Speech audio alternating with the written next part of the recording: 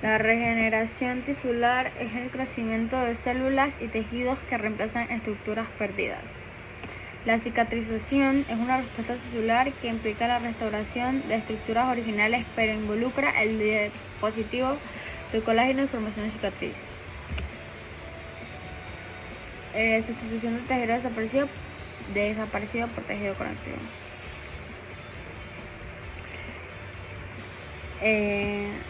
Tanto en la regeneración tisular como en la cicatrización se reemplazan las células dañadas o muertas por células sanas. La regeneración sustituye el tejido lesionado por células del mismo tipo. En la cicatrización se sustituye el tejido lesionado por estromas de tejido conectivo, o sea, la cicatriz. En la mayor parte de los casos, los dos fenómenos contribuyen a la regeneración del tejido. La cicatrización por primera intención ocurre durante las 12 o 24 horas de haber sido cerrada la herida, al aproximar sus bordes con suturas,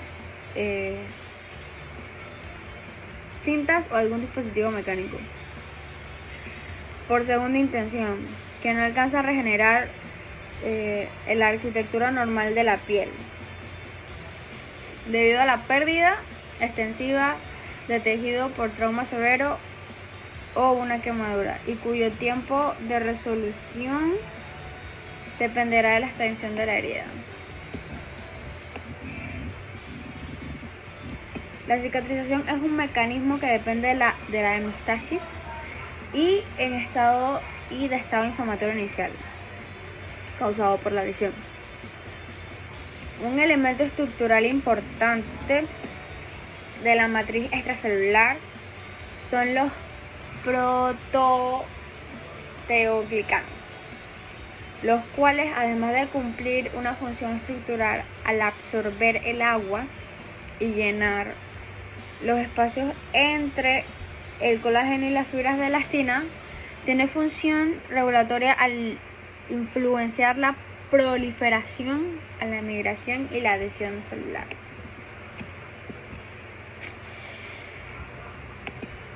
Bueno, el uso de plantas medicinales, células madres, trasplantes, fototerapia son posibles soluciones para reparar el tejido lesionado y quizás regenerar la parte estructural y la funcional del mecanismo del mismo. El cuerpo es una máquina compleja y notable del proceso dinámico de las cicatrizaciones de heridas. Es un gran ejemplo de cómo nuestros sistemas trabajan conjuntamente para poder efectuar las lesiones causadas. Cuando la piel se lesiona, nuestro cuerpo pone automáticamente una serie, a menudo, que se llama cascada de cicatrización, que hace reparar los tejidos lesionados. La cascada de la cicatrización se divide en 4 fases. Número 1, la coagulación. Número 2, la inflamación. Número 3, la proliferación. Y por último, la número 4, la maduración. Fase número 1, la coagulación, o también llamada hemostasia. Es la primera fase de la cicatrización. Comienza inmediatamente después de presentarse la lesión y el objetivo es detener la hemorragia. En esta fase el cuerpo activa el sistema de reparación de emergencia. El sistema de coagulación de la sangre forma una especie de dique para poder bloquear el drenaje del fluido sanguíneo. Durante el proceso, las plaquetas hacen un contacto con el colágeno, creando así un resultado de la activación y la agregación. Una enzima llamada trombina se encuentra en el centro e inicia una formación de una malla de fibrina, donde se llevará a cabo el fortalecimiento del grupo de las plaquetas para formar un coágulo estable. Fase número 2. Inflamación, o también conocida fase defensiva. Si la fase número 1 trata principalmente la coagulación, la inflamación se enfocará en efectuar y eliminar los residuos. Durante la fase 2 Un tipo de glóbulos blancos, llamados neutrófilos, ingresarán a la herida para destruir las bacterias, eliminar los agentes nocivos. Estas células a menudo alcanzan una población máxima entre 24 y 48 horas después de haberse producido la lesión. A medida los glóbulos blancos van desapareciendo, después llegan unas células llamadas macrófagos. Estas llegan para continuar el labor, limpiando los agentes nocivos. En esta fase a menudo dura de 4 a 6 días y puede presentarse edema y eritema, enrojecimiento de la piel, calor y dolor. Dentro de la fase inflamatoria también se encuentran otros puntos importantes. Por ejemplo, epidermización, que dura de 24 horas a 48. Fase celular, de 2 a 10 días. Fase de fibroplastía, que inicia de 4 y 10 días. Y por último, la retracción y contracción. Fase número 3, proliferación. Una vez que se haya limpiado la herida, pasamos a la fase número 3, proliferación, donde el objetivo es regenerar el tejido y cubrir la herida. La fase de la proliferación presenta 3 etapas distintas. Número 1, angiogenia. Regenera el tejido de la herida. Número 2, fibrodisplasia. Contraer las márgenes de la herida. Número 3, epitelización. Cubre la herida. Durante la primera etapa, el tejido de la granulación del color rojo intenso y brillante llena el leque o la herida de tejido conjuntivo y se forman nuevos vasos sanguíneos. Durante la contracción, los márgenes de la herida se contraen y tiran hacia el centro de la herida.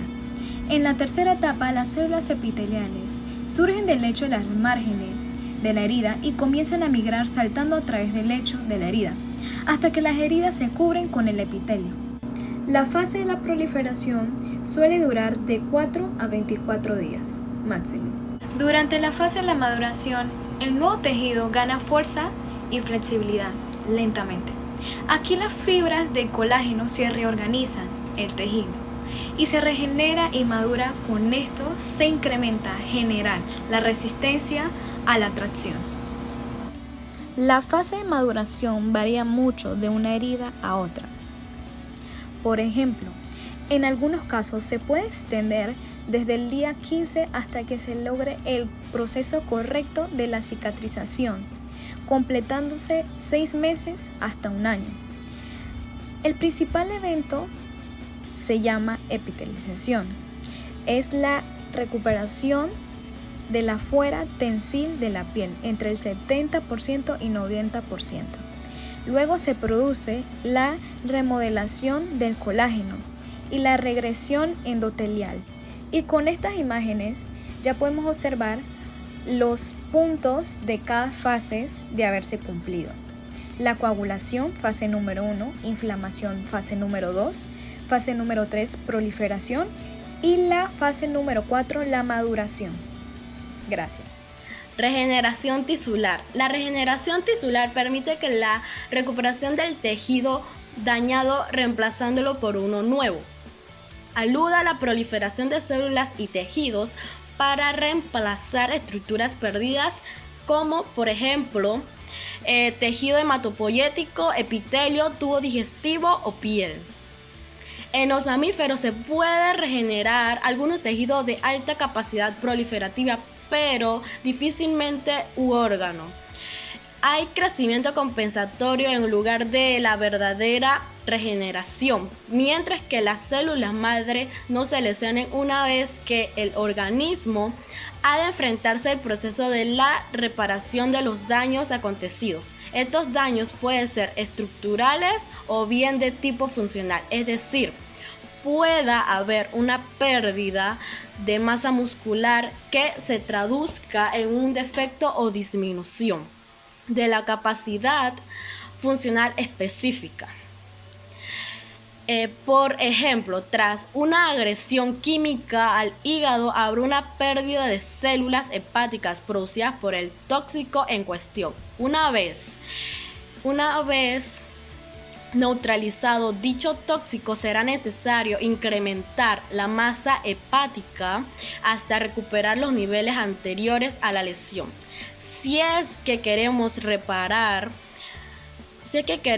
una reparación auténtica o reparación funcional completa, en otros casos lo que puede ocurrir es una alteración de tipo estructural.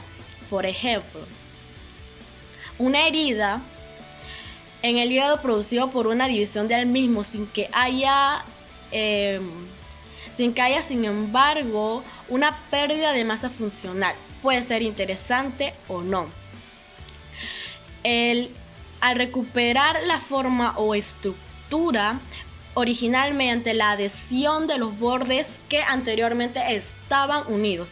Así pues, es el proceso funcional como aquello de tipo anatómico estructural. Esta recuperación puede tener lugar mediante dos tipos de proceso.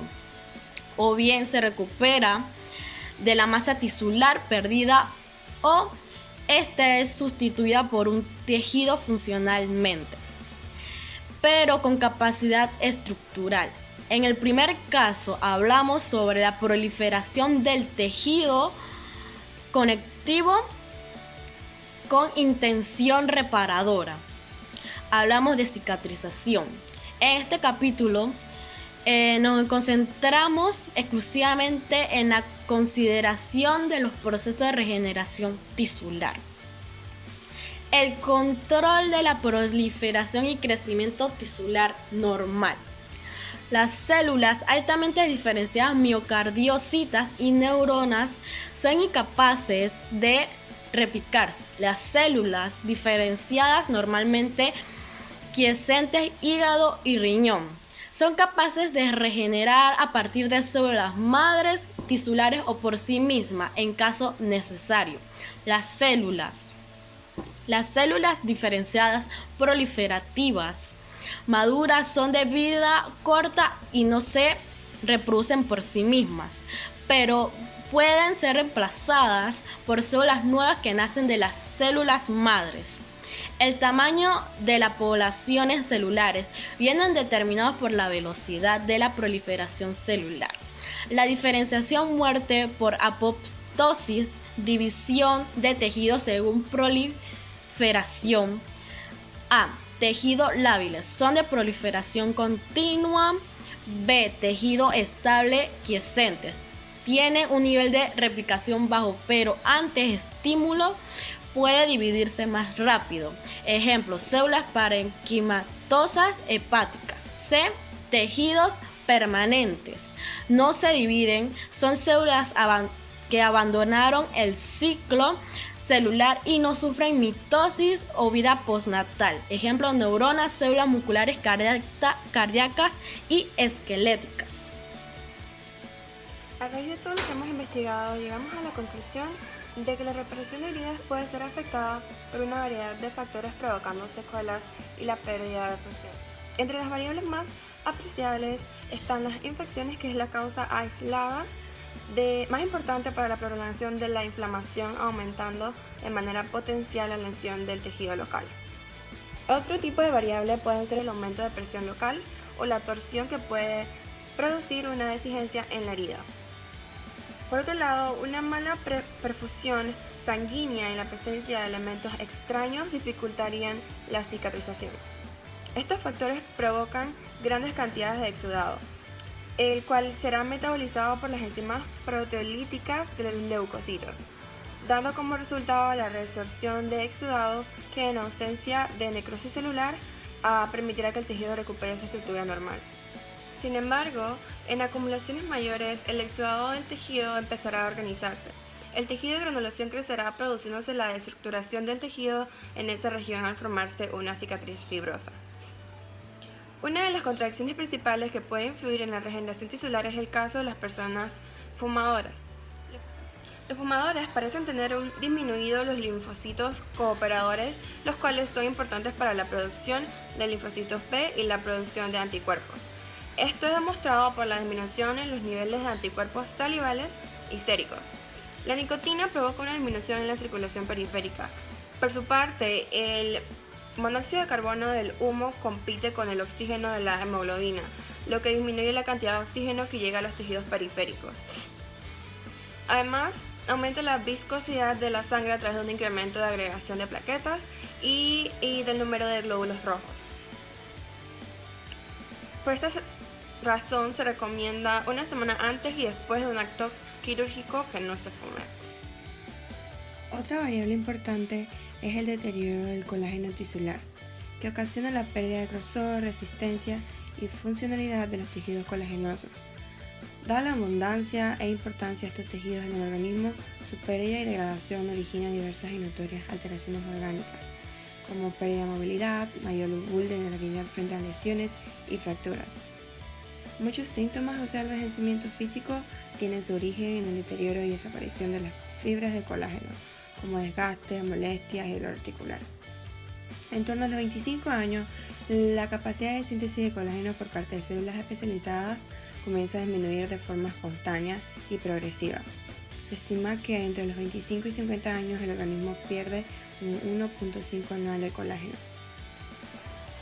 El éxito de la cicatrización está determinado por la presencia del entorno favorable a nivel local y general, que permita al organismo restablecer las condiciones previas al tejido lesionado.